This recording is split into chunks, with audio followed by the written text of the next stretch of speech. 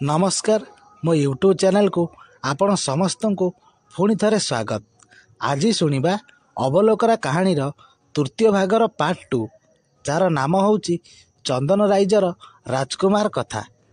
तो जो मैंने यार पार्ट 1 शुणी ना से मैंने तले दि जाइथिबा कमेंट बॉक्सर फास्ट लिंक रे क्लिक करी यह शुणी पारिबे। हौ एबे चलंतु आउ डेरी न करी गल्पटी को आरंभ करिबा। सेदिन अवलोकरा टिके चंचल चंचल काम सार दे गोसाई पाखे बसी पड़ला कहानी शुणवाकू। गोसाई कहले, बुझिलु अवलोकरा। तापरे रानी को जुलुम रे राज्य रे हाहाकार पड़गला। जे धनरत्न देला ताकू आउ दियो कही शोषिबारे लागिले। आउ जे नदेला ताकू बड़ कलबल करी मारले। अनेक लोक लुचि लुचि राज्य छाड़ी भी पलाई गले। पलाउथिया बेले जे धरा पड़ला से मध्य हणा खाइला। दिने रानी बंदी घर को जाई जेउठी राजा थिले सेठी पहुँचले। तांको सांगरे सेनापति और मंत्री माने थांती। राजा सेतेबेले गोटिए कोण को आउजी बसी थांती। भोक शोषरे तांकर प्राण आउटी होई जाउथाए। आग अपेक्षा आहुरी दुर्बल होई जाइथांती राजा। रत्न कथा मने पड़ी पड़ी तांको आखिरु धार धार लुह बोई जाउथाए। से भाबुथांती, मु की पाप करथेली जे पुओ मरिबा आखिरे देखिली। रानी अनेक समय जाए ठिया होई राजांक आड़ को एक दृष्टि चाही रही थांती। राजा जेमिति तांको आड़ू अनाइचंती से पचारले, चंदन देशर गुप्त गंता घर केउठी? राजा एकथा शुणी चुप रहिले। से आउ थरे पचारले। राजा किछि न कही चुप करी बसी थांती। रानी सेई कथा थरकु थर पचारि पचारि विरक्त हेले, किंतु तथापि राजा किछि कहू न थांती कि तांको आड़ू चाहू न थांती। एथिरे रानींकर राग आहुरी बढ़ीगला। से सेनापति हाथरू चाबुक छड़ाई नहीं राजा को दुई पाहार कषिदेले। राजा विकल होई उ आ हेउथांती। रानी थरकु थर सेई कथा पचारुथांती, किंतु राजा किछि उत्तर नदेला बेलू चाबुक रे आखि बुझा माड़ लगाउथांती। राजा तो न खाई न पी दुर्बल होई पड़िथिले। से आउ एते माड़ सहन्ते बा किपरि? अचेत होई पड़ीगले। एही समय रानी मंत्री अंटारू खंडाटा झिंकी आनी राजांक मुंड हाणी देबाकू जाउचंती। सेनापति ताकू बाधा देई कहिले, एपरी करंतु नाही महाराणी। तेबे तो एकाथरे सरीजिवो। आमे आउ गुप्त गंताधर कि सुना खणीर संधान पाई परिबा नाही। आउ किछि दिन हैरान कले आपे आपे से सबू कहीदेबे। एकथा शुणी रानींकर राग टिके शांत होला। से समस्तंक सहित बाहर को बाहरी आसिले और जगुआल को द्वार बंद करिया को हुकुम देले।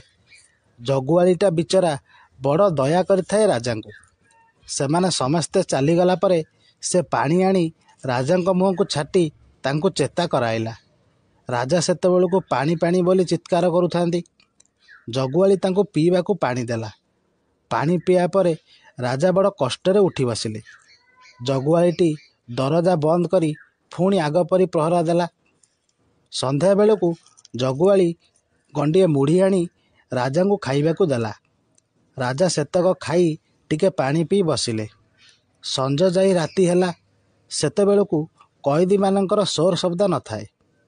राजा जगुआलीटी को पाखकू डाकी कहले, तुमे मते एठारू मुकुले देई पारिबो कि? मु तुमको बहुत धन देबी, हाथिए हाथिए सुना देबी।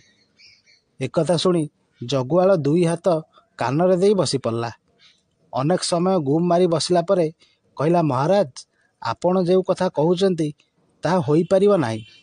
सेनापति की रानी जदि एकथा जानती तेबे मते काटी टिक टिक करदेबे। से कथा आउ मुहरे धरंतु नाही। राजा पुणी कहले, मु तुमको बेसी किछि करिबाकू कहू नाही। केवल तुमे मते एठारू मुकुलाई ए राज्यर सीमा पारी करदेले मु तुमको 200 गड़ मणिमुक्ता देबी, आउ सबुदिन पाखेरे रखिबी। एकथा शुणी जगुआली भाबिला, हाथीरे हाथीए सुना ता सहित 200 गड़ मणिमुक्ता, सते आपण मते एते जिनिस देबे? बड़ तरतरे पचारला जगुआली। राजा धीर भाबरे उत्तर देले, हाँ। बहुत आग पछ भाबी जगुआली कहला, मु सिना आपण को एठारू मुकुलाई देबी, किंतु आमे जिबा किपरि? बंदीघर दुआरे तो बहुत सैन्य जगिचंती। सेमाने जदि आमको देखि पारंती तेबे कौन हेबो? राजांक मुहरे एतेबेले टिके हस देखाला। ସେ କହିଲେ, ସେଥିକୁ ଚିନ୍ତା କର ନାହିଁ। ମୁଁ ଏ ବନ୍ଦୀ ଘରୁ ଖସି ପଳାଇବାର ରାସ୍ତା ଜାଣେ। ତୁମେ ମୋତେ ଆଗ ଏଠାରୁ ମୁକୁଳାଅ, ତାପରେ ଦେଖିବ ଆମେ କେମିତି ଖସି ପଳାଇବା। କେହି ଜାଣିପାରିବେ ନାହିଁ। ଜଗୁଆଳି ଅଣ୍ଟାରୁ ଚାବି ବାହାର କରି ଧୀରେ ଧୀରେ ଦରଜାଟା ଖୋଲିଦେଲା। ତାପରେ ସେମାନେ ଅଗଣା ଭିତରେ ଗୋଟିଏ ଗଳି ରାସ୍ତା ଦେଇ ଯାଇ ଗୋଟେ ବଡ଼ ନଳା ପାଖରେ ପହଞ୍ଚିଲେ। ସେଠାରେ ଗୋଟିଏ ଗୁପ୍ତ ଦରଜା ଦେଇ ସେ ଦୁହେଁ ପାରି ହୋଇଗଲେ। ନଳା ପାଣି ଲାଗି ଦେହ ଗନ୍ଧଉଥାଏ। ନାଳ ପଙ୍କ ଆଣ୍ଠୁ ଯାଏଁ ଲାଗିଥାଏ। କେତେ ବାଟ ଗଲା ପରେ ସେମାନେ ଉପରକୁ ଉଠିଲେ। ସେଇଟା ଗୋଟେ ଜଙ୍ଗଲ। ତାପରେ ସେ ଦୁଇ ଜଣ ଖୁବ୍ ଜୋରରେ ଆଗେଇ ଚାଲିଲେ। ରାଜା ଏତେବେଳେ ପାଟି ଫିଟାଇ କହିଲେ, ଏଥର ଆମକୁ କେହି ଦେଖିପାରିବେ ନାହିଁ। ରାତାରାତି ଆମେ ଏମିତି ଚାଲିଲେ କାଲି ସକାଳୁ ନୀଲମଗଡ଼ରେ ପହଞ୍ଚିଯିବା। ସେଟା ମୋ ଶ୍ୱଶୁରଙ୍କ ରାଜ୍ୟ। ସେଠାରେ କିଛି ଭୟ ନାହିଁ, ବୁଝିଲ? ଜଗୁଆଳି ହଁ କହି ତାଙ୍କ ପଛେ ପଛେ ଚାଲିଲା। ନିଶବ୍ଦ ରାତି। ଜଙ୍ଗଲ ଭିତରେ ବାଘ ଭାଲୁଙ୍କର ଗର୍ଜନ ଶୁଭୁଥାଏ। କଣ୍ଟା ବାଜି ରାଜାଙ୍କ ଗୋଡ଼ରୁ ଝରଝର ରକ୍ତ ବୋହି ଯାଉଥାଏ। ଏକରେ ତ ଅନେକ ଦିନ ଉପବାସ, ତାପରେ ପୁଣି ଚାବୁକ ମାଡ଼। ଗୋଟିଏ ସାହସରେ ସିନା ରାଜା ଆଗକୁ ଚାଲୁଥାନ୍ତି, କିନ୍ତୁ ତାଙ୍କ ଦେହରେ ଶକ୍ତି ଟିକେ ବୋଲି ନଥାଏ। ତଥାପି ସେ ଗୋଟିଏ ଗୋଟିଏ ଚାଲୁଥାନ୍ତି। ଏତିକି ବେଳେ ପଛରୁ ଘୋଡ଼ାର ଟାପୁରୁ ଟାପୁରୁ ଶବ୍ଦ ଶୁଣାଗଲା। ରାଜା ଓ ଜଗୁଆଳି ଦୁହେଁ ପଛକୁ ଚାହିଁ ଦେଖନ୍ତି ତ ଶହ ଶହ ସୈନ୍ୟ ଘୋଡ଼ାରେ ବସି ଧାଇଁଛନ୍ତି। ସମସ୍ତଙ୍କ ହାତରେ ଗୋଟିଏ ଲେଖା ମଶାଲ।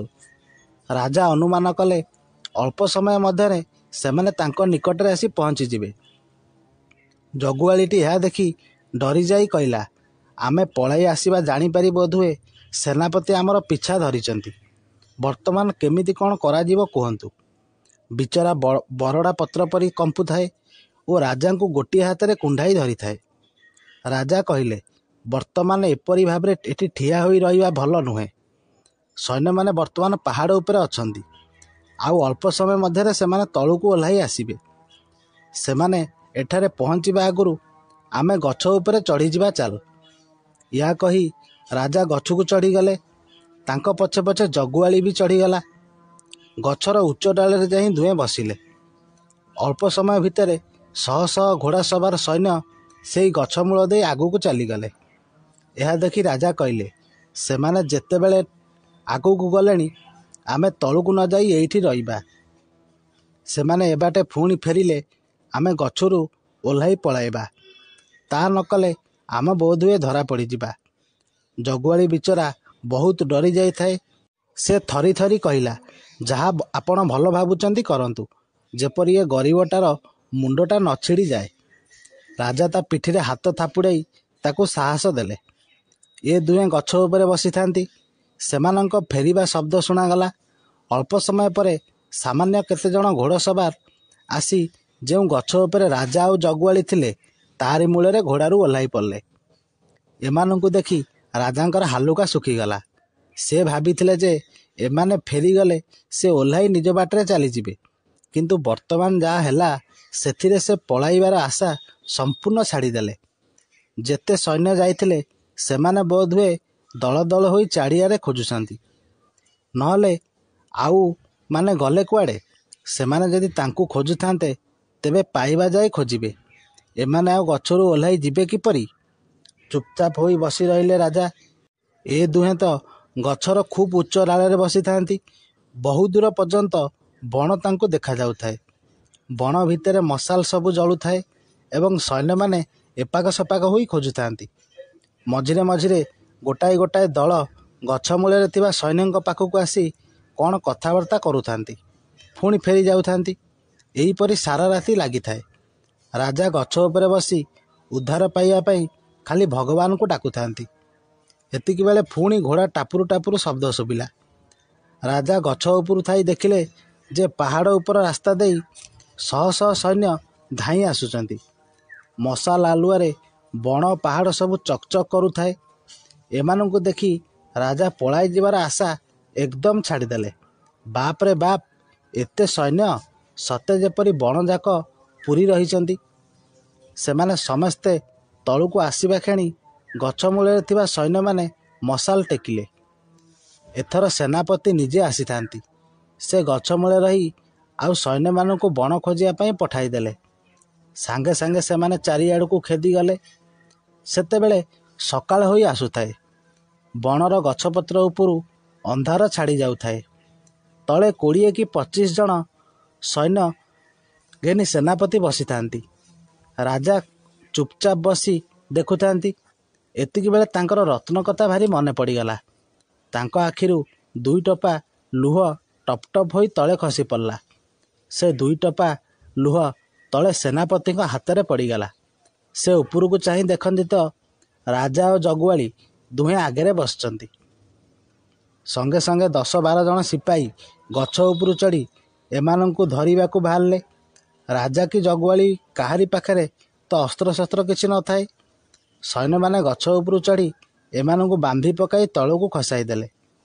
ଏତିକିବେଳେ ବଣ ଜଙ୍ଗଲରେ ଖୋଜୁଥିବା ସୈନ୍ୟମାନେ ସମସ୍ତେ ଆସି ପହଞ୍ଚିଗଲେ। ରାଜା ଓ ଜଗୁଆଳି ଦୁହିଁଙ୍କୁ ଧରି ସେନାପତି ନିଶ ଆଉଁସି ଆଉଁସି ଚାଲିଗଲେ। ତାପରେ ଗୋସେଇଁ କହିଲେ, ହଉ ଆଜି ପାଇଁ କାହାଣୀ ଏତିକି ଥାଉ। କାଲି ସନ୍ଧ୍ୟାରେ ଆଉ ବାକିତକ କାହାଣୀ ଶୁଣିବୁ।